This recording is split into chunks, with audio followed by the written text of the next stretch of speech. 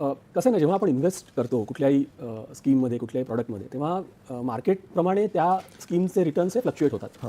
तर याच्यामध्ये जेव्हा आपण रिटर्न्स बघतो तेव्हा फक्त प्रॉफिट किंवा फक्त NAV मधली ग्रोथ न बघता त्याच्यासाठी आपण किती रिस्क घेतली आहे हे सुद्धा बघणं तेवढंच गरजेचं असतं. आता तुम्ही रिस्क मेट्रिक्स जर का बघितला तर सगळ्यात कमी रिस्कचं प्रॉडक्ट जे आहे म्युच्युअल फंड इंडस्ट्रीमध्ये म्हणजे ओव्हरनाईट फंड्स, त्याच्यामध्ये फार फार कमी पॉसिबिलिटी आहे की तुमचा NAV कधी कमी होईल, कारण त्याच्यात एका दिवसाच्या मुदतीनेच इन्व्हेस्टमेंट केली जाते. आणि सगळ्यात रिस्की प्रॉडक्ट जर का आपण बघितलं तर may be micro cap funds, की ज्याच्यामध्ये व्होलॅटिलिटी खूप जास्त आहे.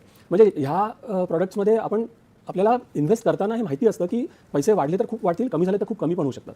तर 2-3 रेशोज आपण जर का बघितले, एक म्हणजे शार्प रेशो आहे. तर जेव्हा आपण इन्व्हेस्ट करतो कुठल्याही स्कीममध्ये, एक म्हणजे रिस्क फ्री रिटर्न्स ज्याला म्हणतात ते किती आहेत, आणि ती स्कीम कुठला बेंचमार्क ट्रॅक करते, तो बेंचमार्क किती रिटर्न्स देतो, हे 2 महत्त्वाचे पॅरामीटर्स आहेत. रिस्क फ्री रिटर्न्स म्हणजे काय, तर गव्हर्नमेंट ऑफ इंडियाचे जे बॉन्ड्स आहेत, म्हणजे ट्रेजरीज किंवा गव्हर्नमेंट सिक्युरिटीज, तर याच्यावरती साधारण किती रिटर्न्स मिळतात. आपण नेहमी सांगतो बेंचमार्किंग इन्व्हेस्टमेंट होरायझन आपला एक 5 ते 7 वर्षाचं तरी पाहिजे. तर समजा एक 5 वर्षाच्या गव्हर्नमेंट बॉन्ड्समध्ये सध्या आपल्याला 6.5% रिटर्न्स मिळतात, तर तो आपला रिस्क फ्री रिटर्न झाला. आणि मग त्याच्या कंपॅरिझनमध्ये आपल्याला म्युच्युअल फंड स्कीममधनं किती परतावा मिळतोय आणि त्याच्यासाठी आपण किती रिस्क घेतो. रिस्कचं statistical major is standard deviation. तर पर युनिट ऑफ रिस्क आपण रिस्क फ्री रिटर्नपेक्षा किती जास्त रिटर्न मिळतोय हा शार्प रेशो आहे, आणि बेंचमार्क रिटर्नपेक्षा किती जास्त रिटर्न मिळतोय हा इन्फॉर्मेशन रेशो आहे. तर हे 2 रेशो जर का आपण बघितले आणि त्याच्याप्रमाणे डिसिजन घेतले तर आपण रिस्क ॲडजस्टेड रिटर्न्स फोकस करून चांगला परतावा मिळू शकतो.